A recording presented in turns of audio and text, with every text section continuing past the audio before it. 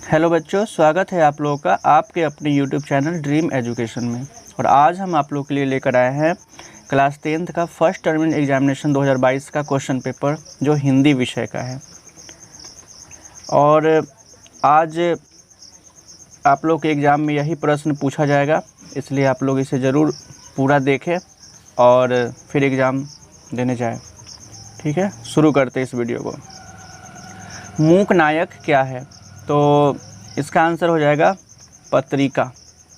अगला क्वेश्चन है, भीमराव अंबेडकर के मुख्य प्रेरक व्यक्ति कौन रहे? तो इसका आंसर हो जाएगा इनमें से सभी, क्योंकि बुद्ध, कबीर और ज्योतिबा फुले ये तीनों इनके मुख्य प्रेरक व्यक्ति रहे थे।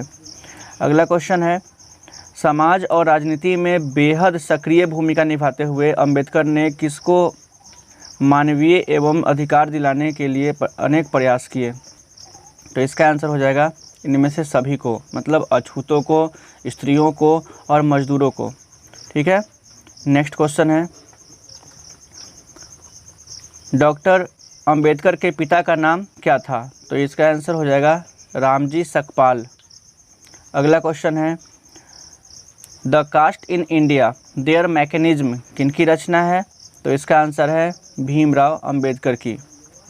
इसके बारे में हम लोग एक वीडियो हमारे चैनल पे पड़ा हुआ है, जिसमें आपको लेखक और उसके परिचय के बारे में पूरा डिटेल्स है, तो उसको आप देख सकते हैं, वहाँ से भी काफ़ी आपको लाभ मिलेगा। अगला क्वेश्चन है, बाबा साहब भीमराव अंबेडकर का जन्म किस राज्य में हुआ था? तो इसका आंसर हो जाएगा मध्य प्रदेश। अगला क्वेश्चन है, सभ्य समाज की आवश्यकता क्या है? तो आंसर हो जाएगा श्रम विभाजन। अगला क्वेश्चन है, लेखक को इस युग में कहाँ विडंबना दिखाई पड़ती है? तो इसका आंसर हो जाएगा जातिवाद में। जातिवाद को एक विडंबना माना इन्होंने। गिरधर लाल का बेटा है, आंसर हो जाएगा मदन। अगला क्वेश्चन है, नलिनी बिलोचन शर्मा का जन्म कहाँ हुआ था? तो इसका आंसर हो जाएगा पटना में। अगला क्वेश्चन है, सेन साहब की कितनी लड़कियां थी? तो आंसर हो जाएगा 5। अगला क्वेश्चन है, गिरधर लाल कौन है? तो आंसर हो जाएगा मदन का पिता। अगला प्रश्न है, किसके अनुसार सेनों ने सिद्धांत को बदल दिया? तो आंसर हो जाएगा खोखा के अनुसार। अगला प्रश्न है, खोखा का क्या नाम था? तो आंसर हो जाएगा काशू। अगला क्वेश्चन है, मैक्स मुलर की दृष्टि में सर्वाधिक संपदा और प्राकृतिक सौंदर्य से परिपूर्ण कौन सा देश है? तो इसका आंसर हो जाएगा भारत। अगला क्वेश्चन है, वारेन हेस्टिंग्स कहाँ का गवर्नर था? तो इसका आंसर हो जाएगा भारत का। अगला क्वेश्चन है 19 नंबर, हितोपदेश का जर्मन भाषा में किसने अनुवाद प्रकाशित कराया? तो इसका आंसर हो जाएगा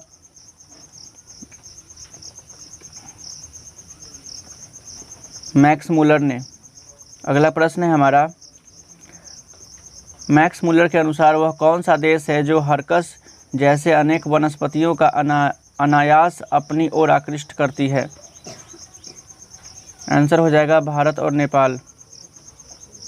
अगला है, प्लेटो और कांट का अध्ययन करने वाले यूरोपीय लोगों के मनन योग्य देश कौन सा है? तो आंसर है भारत। अगला प्रश्न है, गुरु नानक का जन्म कब हुआ था? तो 1469 ईस्वी में इसका आंसर हो जाएगा। नानक की दृष्टि में ब्रह्म का निवास कहाँ है? तो आंसर हो जाएगा सच्चे हृदय में। अगला प्रश्न है 24 नंबर, राम नाम बिनु बिरथे जग जन्मा किस पर बल देता है? तो आंसर हो जाएगा सच्चे हृदय से राम नाम के कीर्तन पर। अगला प्रश्न है 25 नंबर, जो नर दुख में दुख नहीं माने किसकी रचना है? तो इसका आंसर हो जाएगा गुरु नानक जी का। अगला प्रश्न है, रसखान के रचना काल के समय किसका राज्यकाल था? अगला प्रश्न है 27 नंबर, रसखान के रचना काल के समय किसका राज्यकाल था? तो आंसर हो जाएगा जहांगीर का। अगला प्रश्न है हमारा, स्वच्छंद काव्य का प्रवर्तक कौन थे? तो आंसर हो जाएगा रसखान। अगला प्रश्न है, रसखान का मूल नाम क्या था? तो इसका आंसर हो जाएगा सैयद इब्राहिम। अगला प्रश्न है 30 नंबर, स्वामी विट्ठलनाथ ने रसखान को कहाँ शिक्षा दी? तो आंसर हो जाएगा पुष्टि मार्ग में। अगला प्रश्न है 31 नंबर, रसखान किस काल के कवि हैं? तो इसका आंसर हो जाएगा भक्ति काल के। 32 नंबर प्रश्न है, प्रेम वाटिका किसकी रचना है? तो इसका आंसर हो जाएगा रसखान की। अगला प्रश्न है 33 नंबर, सातकोरी होता एक प्रमुख कथाकार है? तो आंसर हो जाएगा उड़िया, यानी उड़िया भाषा के एक प्रमुख कथाकार है ये। अगला प्रश्न है लक्ष्मण कहाँ नौकरी करता था, तो इसका आंसर हो जाएगा कोलकाता में।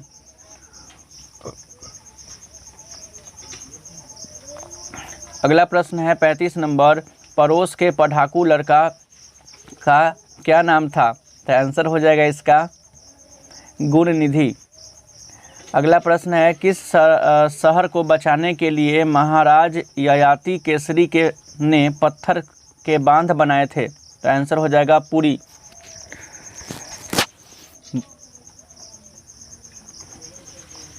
अगला प्रश्न है 37 नंबर, ढहते विश्वास कहानी के कहानीकार कौन है, तो आंसर हो जाएगा सात कोरी होता। अगला प्रश्न है दही वाली मंगम्मा का कथाकार कौन है, आंसर हो जाएगा इसका श्रीनिवास। अगला प्रश्न है 39 नंबर, मंगम्मा क्या बेचती थी, आंसर हो जाएगा दही। 40 नंबर है मंगम्मा की बहू का क्या नाम था, तो आंसर है नंजम्मा, ऑप्शन बी। 41 नंबर है हिंदी में ह्रस्व वर्ण है, तो इसका आंसर हो जाएगा 3। अगला प्रश्न है 42 नंबर, च का उच्चारण स्थान क्या है, तो आंसर हो जाएगा तालु। अगला प्रश्न है निम्नलिखित में से कौन सा शब्द शुद्ध है, तो इसका आंसर हो जाएगा पूजनीय, ऑप्शन सी पूजनीय। इसके बाद है 44 नंबर, कौन सा वाक्य शुद्ध है, तो इसका हो जाएगा आंसर ऑप्शन ए, रागिनी अपने आप चली गई। 45 नंबर प्रश्न है मैंने देखा होगा वाक्य की क्रिया कौन सी है, तो आंसर है संदिग्ध भूत, यानी यह स्पष्ट नहीं है और भूतकाल में है इसलिए। अगला प्रश्न है 46 नंबर, भविष्यत काल के कितने भेद होते हैं, तो इसका आंसर हो जाएगा 4। 47 नंबर, हार शब्द क्या है, आंसर है पुल्लिंग। अगला प्रश्न है 48 नंबर, बाह का पुल्लिंग निर्णय करे, तो 48 नंबर है बाह का लिंग निर्णय करे, तो इसका आंसर हो जाएगा उभयलिंग। 49 नंबर है जो कम बोलता है उसे कहते हैं मितभाषी, ठीक है, जो कम बोलते हैं उसे मितभाषी बोला जाता है। अगला प्रश्न है पर्वत की कन्या के लिए एक शब्द बताइए, तो उसका आंसर हो जाएगा पार्वती। अगला प्रश्न है 51 नंबर, दहीवारा शब्द किस समास का उदाहरण है, तो इसका आंसर हो जाएगा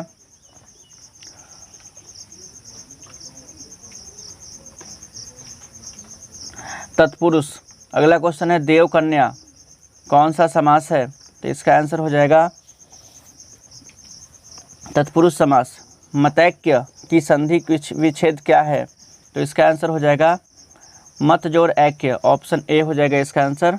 इसका आंसर हो जाएगा ऑप्शन ए, ठीक है। नेक्स्ट क्वेश्चन है नीह जोड़ रस, ऑप्शन ए। इस प्रकार ये हो गया, और भी इसमें कुछ क्वेश्चन थे, बट चलिए अगला आप लोग का लघु उत्तरीय प्रश्न और पहले से समझ लीजिए कि किस तरह से इसको समझेंगे आप लोग। देखिए निबंध में सबसे पहला है गणतंत्र दिवस, उसके बाद है राष्ट्रीय एकता, उसके बाद है आपका जीवन में खेल कूद का महत्व, और उसके बाद है आदर्श विद्यार्थी। इस तरह से 4 ऑप्शंस आपको मिले हुए हैं, इन चारों में से किसी एक पर निबंध लिखना है, और ये जो अर्थ महत्व दिया हुआ है इसके टॉपिक है, ठीक है। तो आप निबंध लिखना जानते हैं, तो ये 4 टॉपिक में से किसी एक टॉपिक पे निबंध लिख लीजिएगा। अगला प्रश्न है आपका 2 नंबर लघु में, मतलब सब्जेक्टिव में। एक एप्लीकेशन है कि आप छुट्टियों में घूमने गए थे, वहाँ का विवरण करते हुए अपने मित्र को एक पत्र लिखना है, यानी एक लेटर है ये। और दूसरा है सड़कों की दुर्दशा पर खेद और चिंता व्यक्त करते हुए नगर पालिका के अध्यक्ष को एक पत्र लिखिए। तो ये हो गया, और इसके बाद आपका ये गद्यांश दिया हुआ है जिसको ध्यानपूर्वक पढ़कर इसका उत्तर इसमें से ढूंढ कर देना है। गद्यांश का उत्तर ढूंढने के लिए आपका एक तरीका हम आपको बता दें कि गद्यांश पढ़ने से पूर्व आप प्रश्नों को पढ़ें। सबसे पहले प्रश्न पढ़ें, हमें सभी धर्मों के प्रति समभाव क्यों रखना चाहिए। इस तरह से प्रश्नों को पढ़ना चाहिए, एक बार पूरा प्रश्न को, फिर दूसरी बार में एक प्रश्न को पढ़कर सीधा गद्यांश में जाना है, और उस प्रश्न का उत्तर आपको पहला या दूसरा तीसरा लाइन में ही मिल जाएगा। इस तरह से पहले प्रश्नों को पढ़कर फिर उत्तर को ढूंढना समय बचाने में आपको मदद करेगा। इस तरह से दूसरा गद्यांश है, दोनों बनाना है, फिर ये आपका प्रश्न है लघु उत्तरीय, जो प्रत्येक प्रश्न 2 नंबर के लिए है, जिसमें से 10 प्रश्नों में से आपको नहीं 10 नहीं है 2 4 6 8 प्रश्नों में से आपको 5 प्रश्नों का उत्तर देना है, जिसमें आपके लिए काफ़ी इजी क्वेश्चंस है। जो प्रथम सावधि एग्जाम है इसलिए पहले शुरुआती चैप्टर से ही क्वेश्चन लिया गया है। लेखक किस विडंबना की बात करते हैं, इसका स्वरूप क्या है। ये है आपका पहला चैप्टर से, श्रम विभाजन और जाति प्रथा। सच्चे लोकतंत्र की स्थापना के लिए लेखक किन विशेषताओं को आवश्यक मानते हैं, ये भी पहले चैप्टर से ही है। तीसरा प्रश्न है ऐसे ही लड़के आगे चलकर गुंडे, चोर और डाकू बनते हैं। ये है आपका कासू वाला चैप्टर का, मतलब जिसमें कासू और मदन की लड़ाई होती है। ठीक है, अगला प्रश्न है समस्त भूमंडल में सर्वविध संपदा और प्राकृतिक सौंदर्य से परिपूर्ण कौन सा देश है, लेखक ने ऐसा क्यों कहा है। भारत ऐसा देश है, लेखक ने ऐसा क्यों कहा है। तो ये प्रश्न आपका हो गया भारत से हम क्या सीखे चैप्टर से। अगला है नानक लीन भयो गोविंद सो, जो पानी संग पानी, व्याख्या कीजिए। ये गुरु नानक द्वारा लिखित जो कविता है उसका यह एक भाग है जिसकी व्याख्या आपको करना है। सर आपको पढ़ाए हुए हैं चैप्टर को, उसकी इस पंक्ति को भी पढ़ाए होंगे, तो इसका अर्थ और व्याख्या सहित इसको लिखना है। कृष्ण को चोर क्यों कहा गया है, कवि का अभिप्राय स्पष्ट करें। यह भी सर पढ़ाए हुए हैं, आप लोग लिख लीजिएगा।